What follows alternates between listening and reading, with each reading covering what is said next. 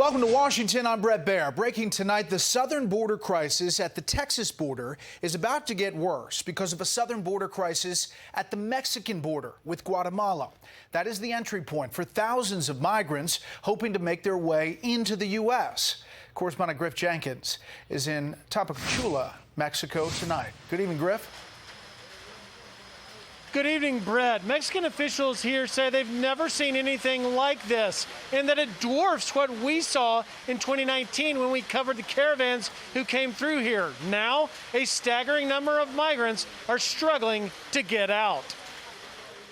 It's difficult, like a prison, don't have a work, don't have nothing. We don't have a house to live in, nothing.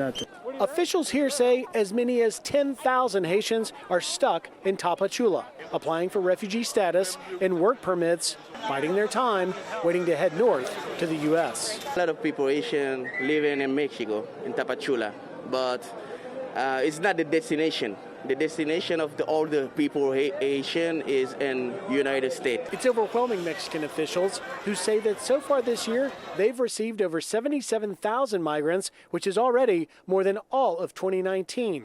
The head of Mexico's Refugee Commission says by the end of September, that number will be close to 90,000. Nearly 71% of those migrants pass through Tapachula, and some have a message for President Biden. I want to say something to President Biden. He will help us because everybody here wants to have a better life in the future, want to have a better life tomorrow, want to work. Will you go back to Haiti? No, never. However, not all are from Haiti. Many still are from the northern triangle of Honduras, Guatemala, and El Salvador, and some from as far as Ghana. Biden, help us. We will die. So it will become very difficult for us. And we have children, they are sick, and then we need to go to the hospital. It's part of a pipeline of migrants running from South America through this southern Mexican town and eventually the U.S. border. I want to go to the United States with my family. The reason all the people here in Mexico want to do that, to have a better life.